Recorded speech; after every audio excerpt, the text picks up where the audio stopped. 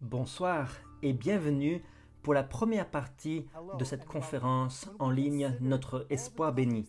Lorsque nous considérons toutes les choses dont nous aurions pu parler, pourquoi avons-nous choisi de parler de l'espoir maintenant? Nous vivons dans un temps de pandémie, à une époque de crise, à une époque où nous avons l'impression que le monde entier part à la dérive. Pourquoi parlons-nous d'espoir? Eh bien, c'est parce qu'en tant qu'adventistes, nous sommes faits pour espérer. Notre relation avec Jésus-Christ nous prédispose à l'espérance. Regardez ce que l'apôtre Paul écrit dans Romains chapitre 5, en commençant par le verset 1. Il est dit « Étant donc justifiés par la foi, nous avons la paix avec Dieu par notre Seigneur Jésus-Christ. » Notre relation personnelle avec Jésus-Christ veut dire que nous avons déjà un sentiment, une sensation de cette paix que Dieu désire que chacun puisse avoir. Au verset 2, il est dit « À qui nous devons d'avoir eu par la foi accès à cette grâce dans laquelle nous demeurons fermes et nous nous glorifions dans l'espérance de la gloire de Dieu. » C'est vrai que partout autour de nous, les choses s'effondrent. Mais pour nous, nous voyons de l'espoir en toutes choses.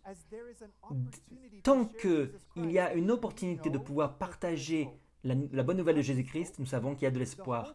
Avez-vous cet espoir? L'espoir qui est mentionné ici continue au verset 3.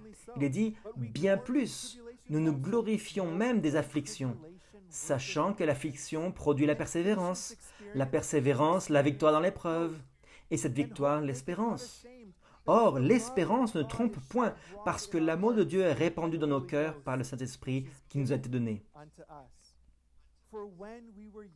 Car lorsque nous étions encore sans force, Christ, au temps marqué, est mort pour des impies. C'est vrai que nous vivons à une époque troublée. Mais cela veut-il dire que nous sommes sans espoir, sans espérance, ou bien cela veut-il dire que notre espérance va bientôt s'accomplir?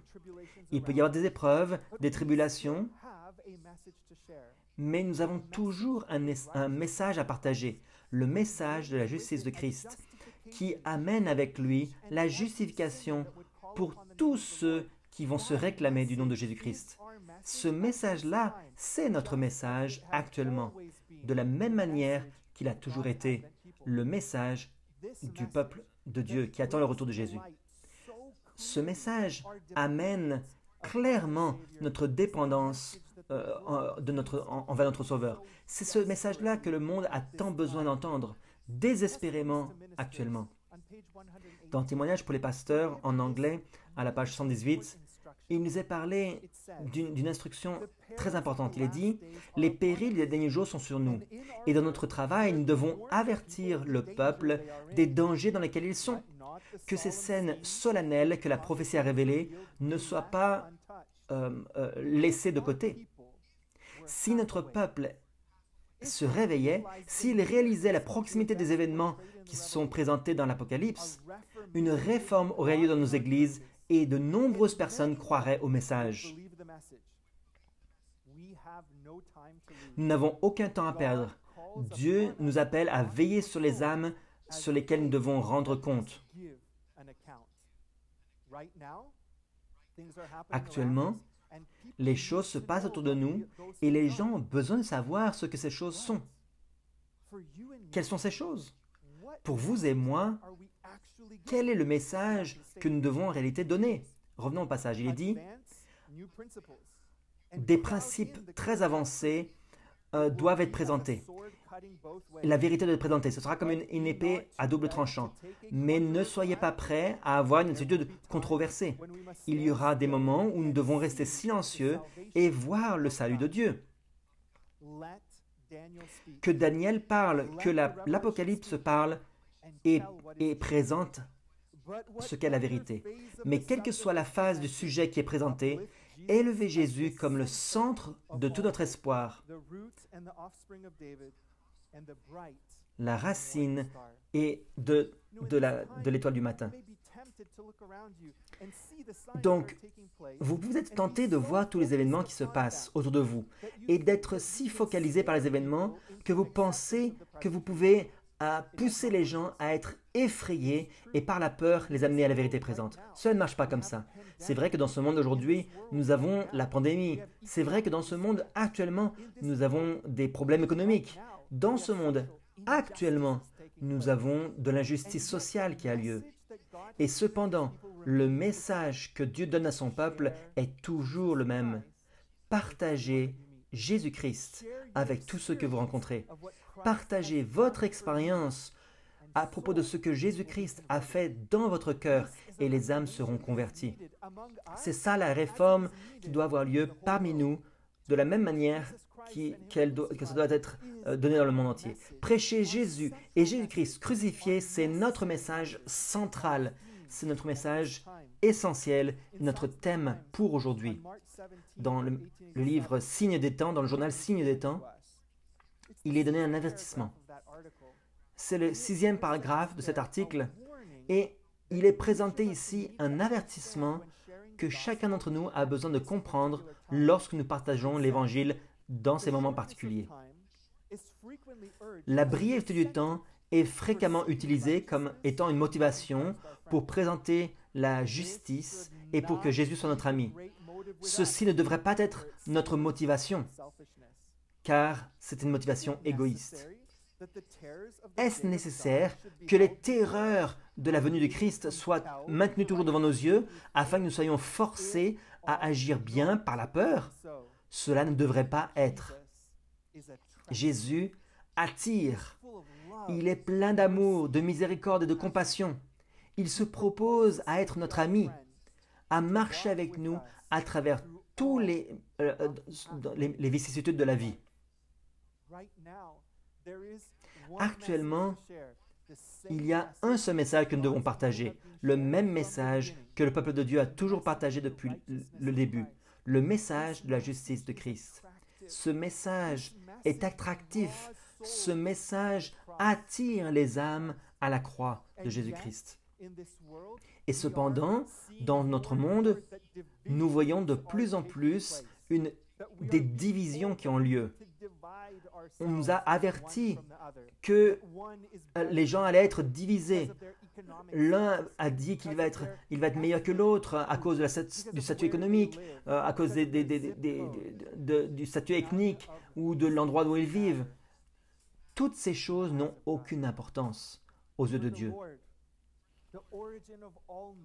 Parce que pour le Seigneur, l'origine de toutes les nations, c'est la même. Dans Genèse chapitre 9, versets 18 et 19,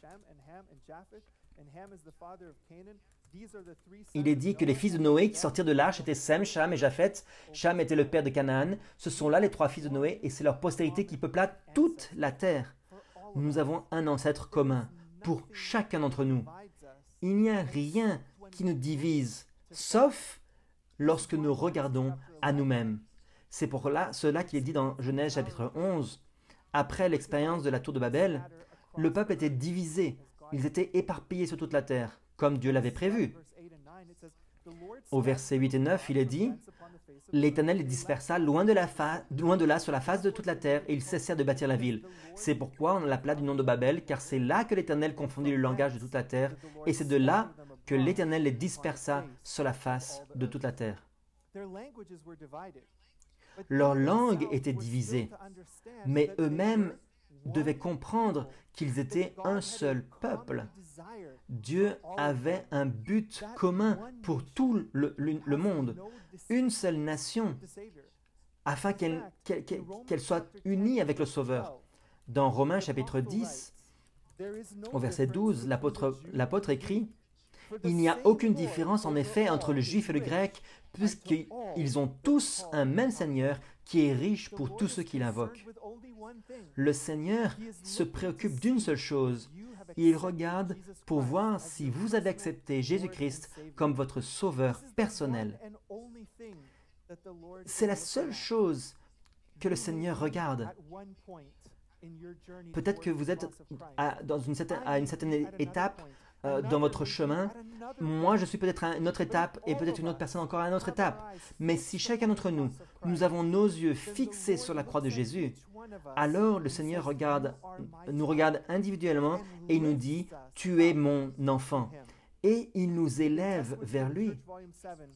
Dans Témoignage pour l'Église, volume 7, en anglais toujours, il est dit « Christ est venu sur cette terre avec un message de miséricorde et de pardon. Il a posé le fondement pour la religion par laquelle les Juifs et les gentils, les Noirs et les Blancs, les libres et les esclaves sont tous liés ensemble dans une assemblée égale, reconnue comme égaux aux yeux de Dieu. » Je vous parle de Sacramento, en Californie, aujourd'hui. Et lorsque je prêche à l'église ou dans une des autres églises locales que nous avons à cet endroit-là, dans notre région, je regarde la congrégation, je regarde toutes les personnes qui sont mélangées, la diversité. Je reconnais que tous ces gens n'auraient pas pu être rassemblés si ce n'était pas le Seigneur. Si nous avions d'autres circonstances, nous ne nous serions jamais rencontrés. Mais lorsque je regarde la congrégation, je vois les gens qui viennent de tout groupe ethnique, toute situation économique, toutes sortes de foyers, toutes sortes d'âges. Et je regarde la congrégation et je reconnais que c'est seulement Dieu qui a pu rassembler un groupe comme celui-ci. Parce que le monde chercherait à être séparé. Le monde les gens âgés ne veulent pas être réunis avec les plus jeunes, ou bien les gens de différentes ethnies ne veulent pas être mélangés avec d'autres. Mais le Seigneur dit, vous êtes un peuple. Lorsque le monde veut vous séparer, Jésus veut nous rassembler. Comme le passage nous disait, que nous soyons noirs ou blancs, libres ou esclaves, nous sommes tous reliés ensemble dans une fraternité. Dans Review and Herald, une publication du 17 octobre 1899, il est dit « Christ a fait de tous un ». La Bible déclare que tous les êtres humains doivent être respectés comme étant la propriété de Dieu. Alors, qu'est-ce que le Seigneur regarde alors? Si le Seigneur ne regarde pas les différences entre chacun d'entre nous, que regarde-t-il? Dans Éphésiens chapitre 2, à partir du verset 13, l'apôtre Paul dit « Mais maintenant, en Jésus-Christ, vous qui étiez jadis éloignés, vous avez été rapprochés par le sang de Christ, car il est notre paix, lui qui des deux n'en a fait qu'un, et qui a renversé le mur de séparation, l'inimitié. »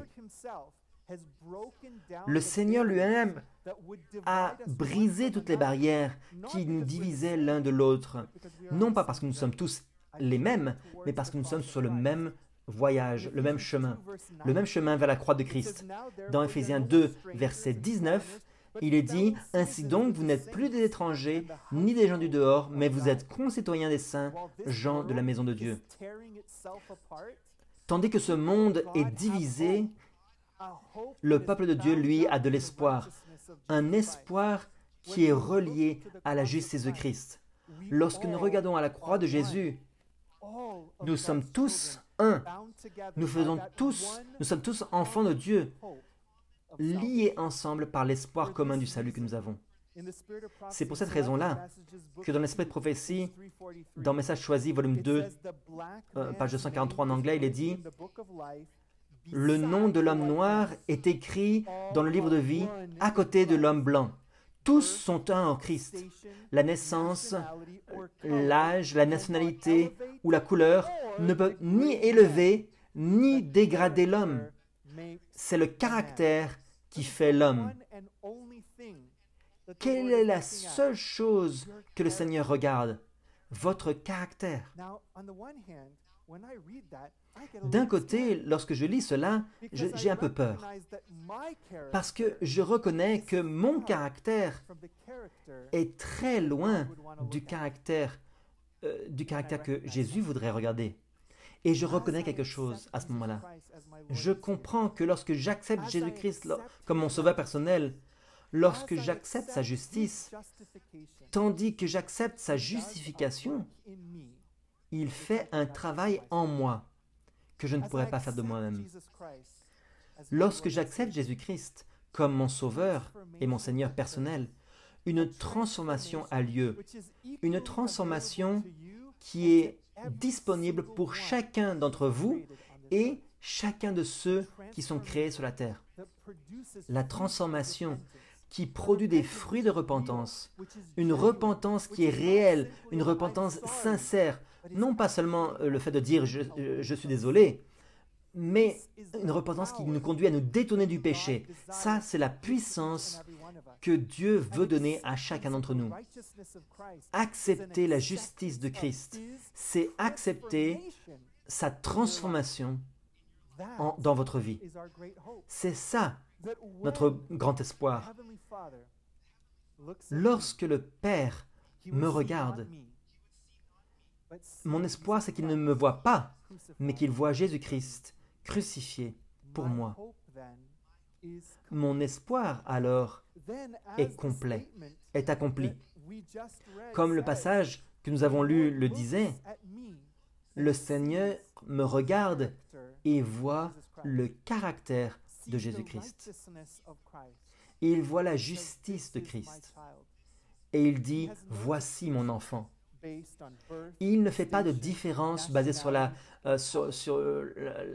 race ou la nationalité ou la couleur. Il fait la différence basée sur le caractère qui se trouve dans la justice de Christ. Mais nous devons aborder le fait qu'il y a des événements qui se produisent autour de nous, des gens qui protestent, des manifestations aux États-Unis, dans différents pays autour du monde, qui montrent de l'injustice. Ce sont des vraies manifestations qui existent. Ce ne sont pas des différences imaginaires. Ce ne sont pas juste des outils politiques. Il y a véritablement de l'injustice qui se passe dans ce monde. Nous devons reconnaître que le fait que l'injustice existe. Cependant, nous devons déterminer pourquoi. Pourquoi est-ce que l'injustice existe? Dans Marc chapitre 10, verset 32, Jésus dit, ils étaient en chemin, verset 42, pardon. Il est dit, vous savez que ceux qu'on regarde comme les chefs des nations les tyrannisent et que les grands les dominent. Donc, à l'époque de Jésus, il n'y avait pas de différence avec aujourd'hui. Aujourd'hui, ce n'est pas différent. Il y a ceux qui cherchent à tyranniser ou à oppresser. L'Esprit prophétie nous l'explique dans Jésus-Christ. Il est dit, dans les différents royaumes du monde, les peuples étaient supposés exister pour le bénéfice des classes dirigeantes. Les classes plus élevées devaient penser, décider, profiter et diriger, et les classes inférieures devaient obéir et servir. Le peuple devait croire et pratiquer ce que leurs supérieurs leur demandaient de faire. C'était le monde il y a 2000 ans et c'est toujours le monde aujourd'hui. Il y a ceux qui cherchent à supprimer la liberté et la volonté d'autres personnes.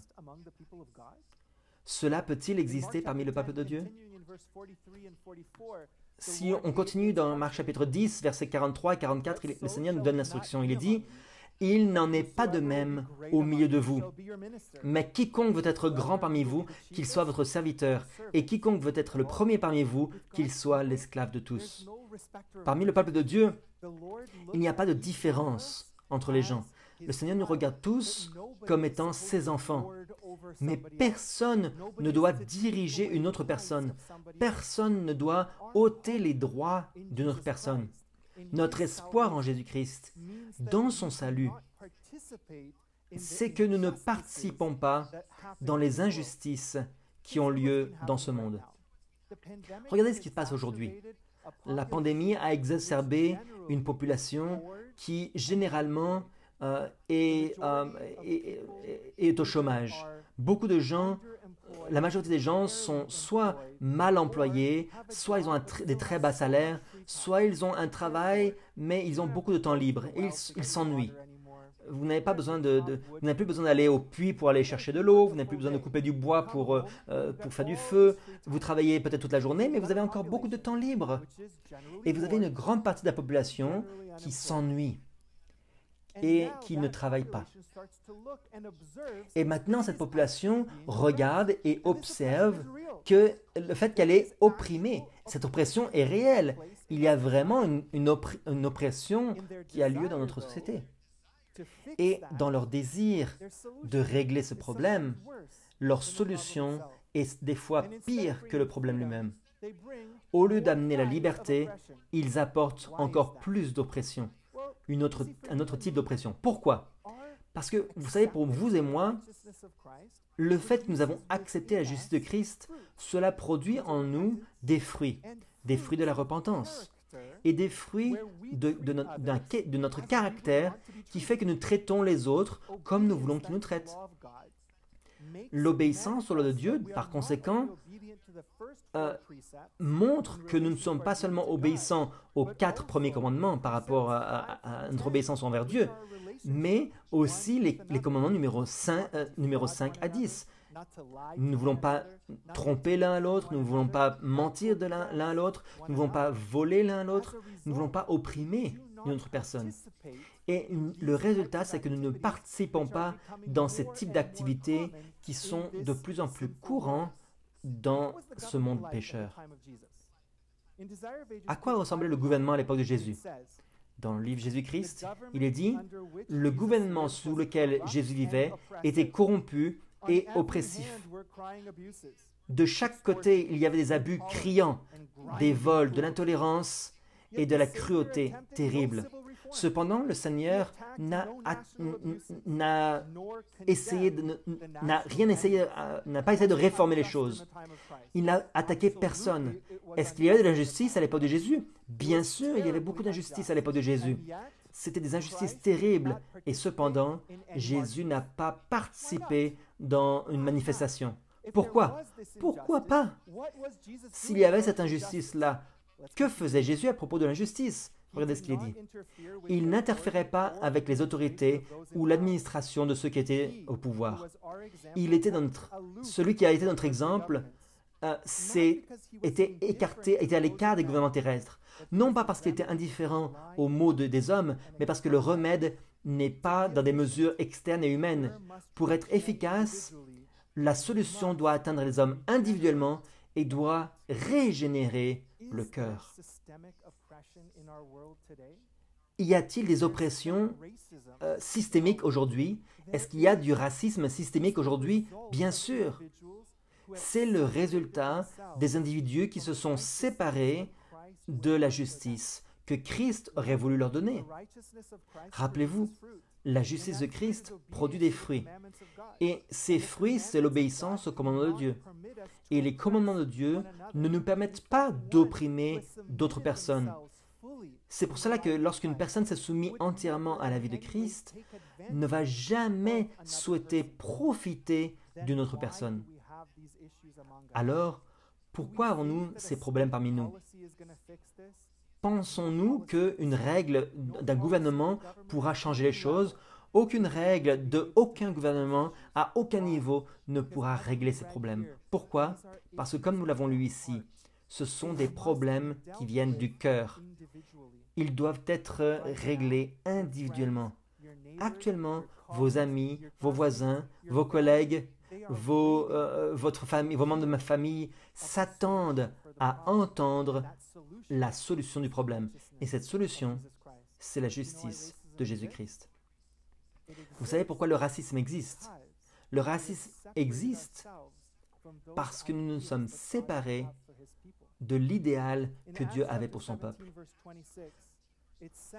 Dans Acte 17, verset 26, il est dit qu'il a fait que tous les hommes sortis d'un seul sang habitassent sur toute la surface de la terre, ayant déterminé la durée des temps et les bornes de leur demeure. Le Seigneur nous a tous fait d'un seul sang. Mon espoir, c'est que le peuple de Dieu seront ceux qui vont partager ce message dans le monde aujourd'hui. Dans Actes chapitre 10, versets 35 et 36, il est dit « Mais qu'en toute nation, celui qui le craint et qui pratique la justice lui est agréable. Il a envoyé la parole aux fils d'Israël en leur annonçant la paix par Jésus-Christ, qui est le Seigneur de tous. » Oui, ce monde essaie de nous diviser. Satan essaie de nous diviser. Satan essaie de semer la discorde dans ce monde. Et généralement, il a beaucoup de succès. Mais le peuple de Dieu reconnaît que Jésus-Christ est le Seigneur de tous. que peu importe vous regardez cette vidéo, que vous regardiez cela de la Nouvelle-Zélande, des îles Fidji, du Japon, de l'Inde, du Nigeria, du Brésil, du Mexique, peu importe d'où, c'est le même Seigneur, que nous avons. Dans Genèse 3, verset 20, il est dit que Adam donna à sa femme le nom d'Ève, car elle est la mère de tous les vivants. Il y a une seule race. C'est la race humaine. Nous ne pouvons jamais autoriser l'ennemi des âmes à nous diviser. Nous avons une seule vérité, c'est que nous sommes tous un. Et l'objectif de Dieu, c'est que tous ses enfants viennent ensemble et soient unis dans la justice. Ce monde n'aura pas la paix sans Jésus-Christ. Il n'y aura jamais de paix, il n'y aura jamais de transformation, parce qu'il n'y aura pas de régénération du cœur sans Jésus-Christ. Vous vous demandez pourquoi nous avons de l'espoir. Nous avons de l'espoir parce que nous avons Christ. Dans Message choisi, volume 1, il est dit « La raison pour toute division, discorde et différence se trouve dans la séparation d'avec Christ. Christ est le centre auprès duquel tout est attiré. Plus nous nous approchons du centre, plus nous venons l'un vers l'autre, nous nous approchons dans l'amour et nous grandissons dans le caractère de Jésus. Pour Dieu, il n'y a pas de différence entre les personnes. L'espoir de Dieu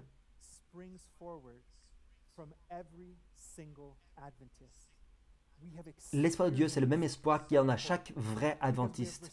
Nous avons expérimenté cet espoir parce que nous avons reçu la justification de Jésus, de Dieu, qui nous apporte sa paix et il nous donne l'espoir. Même si toutes ces choses se passent autour de nous, notre espoir sera accompli. L'apôtre Paul rend cela très, très clair. Dans 2 Timothée, chapitre 1, verset 12, il est dit qu'il y aura des tribulations, mais n'ayez pas peur. Pourquoi? C'est à cause de cela que je souffre ces choses. Mais je n'en ai point honte, car je sais en qui j'ai cru, et je suis persuadé qu'il a la puissance de garder mon dépôt jusqu'à ce jour-là. Cette promesse que Dieu nous donne par l'apôtre, c'est une promesse qui est pour vous aussi. Aujourd'hui, si vous acceptez la justice de Christ, si vous vous soumettez à Dieu, alors cette promesse vous appartient. Il vous protégera jusqu'à ce jour. La pandémie, les crises sociales, les crises économiques, rien de tout cela ne pourra vous détourner de cette grande vérité. Vous avez reçu et vous êtes participant de la justice de Christ. Et comme nous continuerons à étudier durant le reste de cette conférence, vous verrez l'espoir qui va se développer de plus en plus. Dieu a un plan pour vous et ce plan est plein d'espoir.